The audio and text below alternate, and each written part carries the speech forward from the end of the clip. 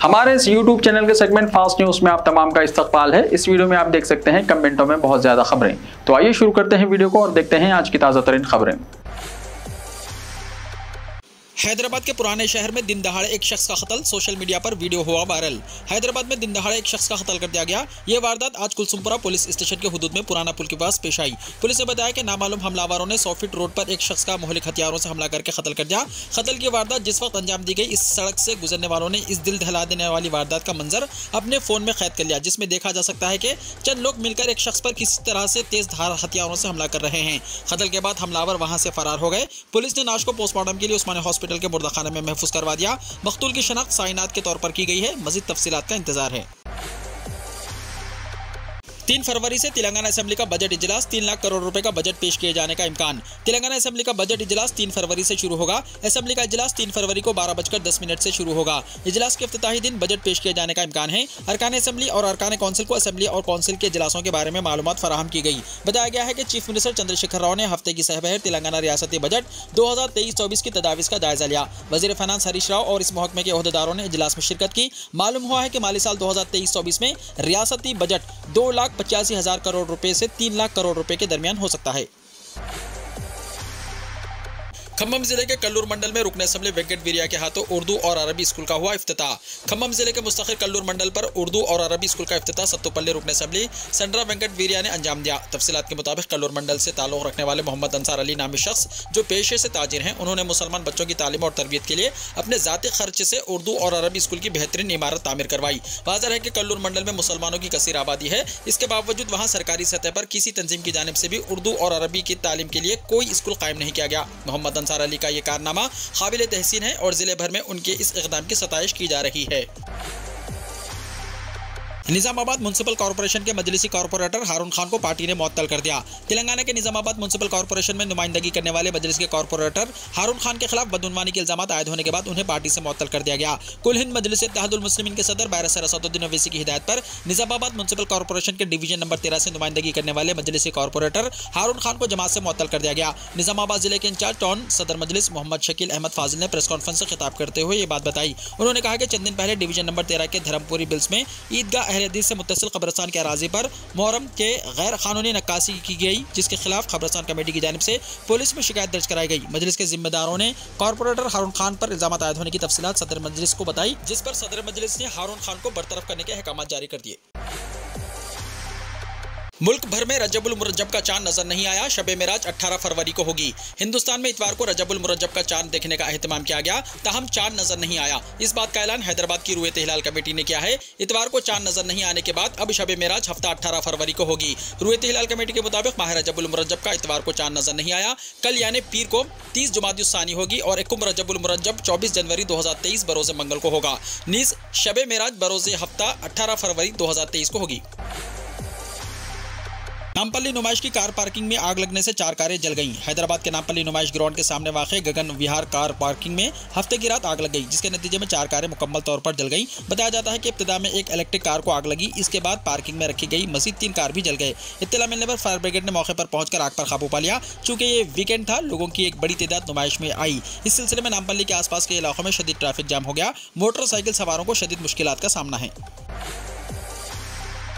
Group 4 जायदादों के लिए दरख्वास्त दाखिल करने की तारीख में 30 जनवरी तक तौसी कर दी गई। रियासत में सरकारी मुलाजिमतों की फराहमी के लिए नोटिफिकेशन की इजराई और दरख्वास्तों की वसूली का सिलसिला जारी है। Telangana state public service commission ने ताहाल 26 जुमरों के लिए नोटिफिकेशन जारी किया है। 13 जुमरों के लिए दरख्वास्त कबूल की हैं। ग्रुप 2 और ग्रुप 4 जायदादों के लिए दरख्वास्त कबूल करने का अमल जारी है। मजीद 11 जुमरों के लिए दरख्वास्तों की वसूली का अमल बाकी है। पहली मरतबा मुलाजिमतों के हुसूल के लिए दावेदारों के दरमियान सख्त मुकाबला देखा जा रहा है। 15 जुमरों के 12,507 जायदादों के लिए नोटिफिकेशन जारी किए गए हैं, जिसके लिए अभी तक 12,29,391 दरख्वास्तें वसूल हुई हैं। यानी एक मुलाजिमत के लिए 98 उम्मीदवार में मुकाबला है। सबसे ज़्यादा डिविजनल अकाउंट्स ऑफिसर यानी DEO के लिए दरख्वास्तें वसूल हुई हैं। 53 जायदादों के लिए 1,06,263 दरख्वास्तें वसूल हुई हैं। एक जायदाद के लिए 2005 उम्मीदवार दावेदार हैं। इसके बाद 23 women and child welfare officer की जायदादों के लिए 19,814 दरख्वास्तें वसूल हुई हैं। सबसे कम मुल्क फॉरेस्ट कॉलेज असिस्टेंट प्रोफेसर जायदादों के लिए 188 दरख्वास्तें वसूल हुई हैं। ग्रुप 4 जायदादों के लिए 30 दिसंबर तक 18 जनवरी तक 4,97,056 दरख्वास्तें वसूल हुई हैं। दरख्वास्तें दाखिल करने की 19 जनवरी आखिरी तारीख थी। अवाम के भारी रद्दमल को देखते हुए 30 जनवरी तक दरख्वास्तों की वसूली में तोसी कर दी गई है। जिले महबूब नगर के बास मुकामात पर चड्डी गैंग अवाम में खौफ। तेलंगाना के जिले महबूब नगर के बास मुकामात पर चड्डी गैंग के अरकान नजर आने के बाद अवाम में खौफ पाया जाता है। इत्तलात में इस खुसूस में निशानदही करते हुए वाज़ेह किया गया है कि चड्डी गैंग अरकान ने वृंदावन कॉलोनी में एक मकान में लूट की कोशिश की। इस वारदात के मनाजिर वहां लगे CCTV कैमरों में कैद हो गए। जराये के मुताबिक इसी कॉलोनी में 4 दिन पहले इसी तरह की वारदात की इत्तला है, जिसमें चड्डी गैंग अरकान ने सोना और नकद रकम की चोरी कर ली। इस तरह के वाक़यात से मुकामी अफराद में खौफ पाया जाता है। पुलिस ने शिकायत मिलने के बाद जाँच शुरू कर दी। प्रियंका गांधी 6 फरवरी को रेवंत रेड्डी की पदयात्रा का इफ्तिताह करेंगी। सदर तेलंगाना प्रदेश कांग्रेस रेवंत रेड्डी ने बताया कि वो 6 फरवरी से 60 दिन तक रियासत में हाथ से जोड़ो यात्रा का आगाज कर रहे हैं। भद्राचलम से पदयात्रा का आगाज किया जाएगा। भद्राचलम जलसे में प्रियंका गांधी शरीक होंगी। वजारत दिफा के तहत बम्पर भर्ती। वजारत दिफा यानी मिनिस्ट्री ऑफ डिफेंस के तहत मुल्क भर की मुख्तलिफ रियासतों में बम्पर भर्तियां हुई हैं। वजारत दिफा के तहत आर्मी ऑर्डिनेंस कवर सेंटर के सेंट्रल रिक्रूटमेंट सेल ने ट्रेडमैन, मीट और फायरमैन की आसामियों पर भर्ती के लिए नोटिफिकेशन जारी किया है। कुल 1793 आसामियों पर भर्तियां की गई हैं, जिसमें ट्रेडमैन मीट के 1249 और फायरमैन की 544 आसामियां शामिल हैं। आसाम, अरुणाचल प्रदेश, नागालैंड, मणिपुर, दिल्ली, पंजाब, हिमाचल प्रदेश, हरियाणा, जम्मू एंड कश्मीर, लद्दाख, महाराष्ट्र, तेलंगाना, तमिलनाडु, राजस्थान, गुजरात, मध्य प्रदेश, उत्तर प्रदेश, उत्तराखंड, मगरबी बंगाल, झारखंड और सिक्किम में आसामियां पुर की जाएंगी। आपको बता दें कि फिलहाल भर्ती के लिए मुख्तसर नोटिफिकेशन जारी कर दिया गया है, जिसमें बताया गया है कि आसामियों के लिए तफसीली नोटिफिकेशन सरकारी वेबसाइट aocrecruitment.gov.in पर जारी किया जाएगा। इसके साथ ही इस वेबसाइट पर ऑनलाइन दरख्वास्त का अमल भी चलाया जाएगा। उम्मीदवार इश्तिहार की शिकायत की तारीख से 21 दिनों के अंदर दरख्वास्त जमा करवा सकेंगे। सदर जमहूरिया कल 11 बच्चों को प्रधानमंत्री राष्ट्रीय बाल पुरस्कार 2023 से नवाजेंगी। सदर जमहूरिया मोहतरमा द्रौपदी मुर्मू कल 23 जनवरी 2023 को विज्ञान भवन में मुनक्किदा एक तकरीब में गैर मामूली कारकर्दगी दिखाने वाले 11 बच्चों को प्रधानमंत्री राष्ट्रीय बाल पुरस्कार 2023 से सरफराज करेंगी। वज़ीर-ए-आज़म नरेंद्र मोदी प्रधानमंत्री राष्ट्रीय बाल पुरस्कार पाने वाले बच्चों से 24 जनवरी 2023 को मिलेंगे। औरतों और बच्चों की बहबूद की वजीर मोहतरमा स्मृति ईरानी 24 जनवरी को बच्चों से मिलेंगी और मखसूस ज़ुमरों के तहत इन बच्चों की गैर मामूली कारकर्दगी को सराहेंगी। सोशल मीडिया पर गलत दावे करने पर 50 लाख रुपए का जुर्माना। सोशल मीडिया पर बड़ी तादाद में फॉलोवर्स रखने वाले ऐसे लोगों पर अब सख्ती होने वाली है जो किसी मसनूआत के ताल्लुक से गलत जानकारी देते हैं। दरअसल हुकूमत ने सोशल मीडिया इन्फ्लुएंसर के लिए एक नया कानून बनाया है, जिसके तहत इन पर 50 लाख रुपए तक का जुर्माना लग सकता है। इस कानून से इंस्टाग्राम, फेसबुक, ट्विटर और यूट्यूब पर किसी प्रोडक्ट को प्रमोट करने वाले सोशल मीडिया इन्फ्लुएंसर पर लगाम लगाने की कोशिश होगी। हुकूमत ने नया कानून पेड प्रमोशन और सोशल मीडिया पर गलत इश्तिहार को रोकने के लिए बनाया है। एक रिपोर्ट के मुताबिक साल 2025 तक हिंदुस्तान में सोशल मीडिया इन्फ्लुएंसर का मार्केट 20% की तरक्की के साथ 2800 करोड़ रुपए तक पहुंचने का अंदाजा है। नया कानून CCPA यानी सेंट्रल कंज्यूमर प्रोटेक्शन अथॉरिटी की तरफ से बनाया गया है। शाहरुख खान और चीफ मिनिस्टर आसाम की आधी रात को फोन पर बातचीत। आसाम के चीफ मिनिस्टर हेमंत बिस्वा शर्मा, जिन्होंने कल मीडिया से बात करते हुए ये कहा था कि शाहरुख खान कौन है वो नहीं जानते, आज उन्होंने ट्विटर पर इत्तला दी कि उन्होंने रात 2 बजे फोन पर शाहरुख खान से बातचीत की है। उन्होंने अपने ट्वीट में लिखा कि बॉलीवुड अदाकार शाहरुख खान ने मुझे फोन किया और हमने देर रात गए 2 बजे बात की। उन्होंने अपनी फिल्म की नुमाइश के दौरान गुवाहाटी में पेश आने वाले एक वाक़े पर तशवीश का इजहार किया। मैंने उन्हें यकीन दिलाया कि अमन व अमान बरकरार रखना रियासती हुकूमत का फ़र्ज़ है। हम तहक़ीक़ात करेंगे और इस बात को यकीनी बनाएंगे कि ऐसा कोई वाक़या पेश न आए। इनके इस ट्वीट पर सोशल मीडिया पर लोगों ने दिलचस्प तबसरे किए हैं और इनसे पूछा कि कल तक तो आप जानते ही नहीं थे कि शाहरुख खान कौन है और अब आप रात के 2 बजे एक अजनबी से फोन पर बात कर रहे हैं। उत्तराखंड के पथुरागढ़ में कापी जमीन, शिद्दत 3.8। उत्तराखंड के सरहदी जिले पथुरागढ़ में इतवार की सुबह 8:58 पर मनसियारी और तेजाम तहसील के तिला जोहर में जलजले के झटके महसूस किए गए। रेक्टर स्केल पर जलजले की शिद्दत 3.8 थी। ये मालूमात नेशनल सेंटर फॉर सेस्मोलॉजी ने दी है। जलजला पैमा के कौमी मरकज के मुताबिक जलजले का मरकज पथुरागढ़ जिले में रामगंगा नदी के किनारे रोहिनाथल और ओपराड़ पाठक के करीब था। इसकी गहराई जमीन से 10 किलोमीटर नीचे थी। फिलहाल जलजले से मुतासरा इलाके से किसी किस्म के नुकसान की कोई इत्तला नहीं है। अजमेर उर्स मेले के पेश नज़र बरेली से अजमेर तक खुसूसी ट्रेन चलाई जाएगी। Northern railway Moradabad railway division के senior divisional commercial manager coaching Sudhir Singh ने बताया कि अजमेर में 811वें उर्स मेले के पेश नज़र बरेली और अजमेर के दरमियान एक खुसूसी ट्रेन चलाई जाएगी। सीनियर DCM सुधीर कुमार सिंह ने मजीद बताया कि 27 जनवरी को ये अजमेर से बरेली के दरमियान चलेगी और 28 जनवरी को बरेली से अजमेर के दरमियान चलेगी। ट्रेन नंबर 09653 अजमेर से 27 जनवरी को शाम 6:15 बजे रवाना होकर अगले दिन सुबह 9 बजे बरेली पहुंचेगी। दूसरी तरफ ट्रेन नंबर 09654 बरेली से 28 जनवरी को दोपहर 12 बजे चलकर दोपहर 2:50 पर अजमेर पहुंचेगी। उन्होंने बताया कि ये ट्रेन सिर्फ एक दिन चलेगी। अजमेर बरेली अजमेर के दरमियान चलने वाली ये ट्रेन मुरादाबाद, दिल्ली, रेवाड़ी, आलूर, बांदुकोई, जयपुर, किशनगढ़, मदार स्टेशनों पर रुकेगी। UGC नेट दिसंबर 2022 रजिस्ट्रेशन की तारीख अब बढ़ा दी गई है। नेशनल टेस्टिंग एजेंसी ने university grants commission UGC NET दिसंबर 2022 के लिए रजिस्ट्रेशन की तारीख 23 जनवरी तक बढ़ा दी है। इससे पहले दरख्वास्त देने की आखिरी तारीख 17 जनवरी थी। एनटीए ने हफ्ते को कहा कि यूजीसी नेट दिसंबर 2022 के लिए ऑनलाइन दरख्वास्त फॉर्म जमा करने की आखिरी तारीख में तोसी के लिए उम्मीदवारों से मुख्तलिफ नुमाइंदगियां मौसूल हुई हैं। उम्मीदवारों ने बताया कि आखिरी तारीख को वेबसाइट पर बहुत ज़्यादा रश की वजह से वो तस्वीर और दस्तावेज़ात अपलोड नहीं कर सके और दरख्वास्त की मतलूबा फीस अदा नहीं की जा सकी, इसलिए इस डेट को बढ़ा दिया गया। जापान में नए बर्ड फ्लू का कहर।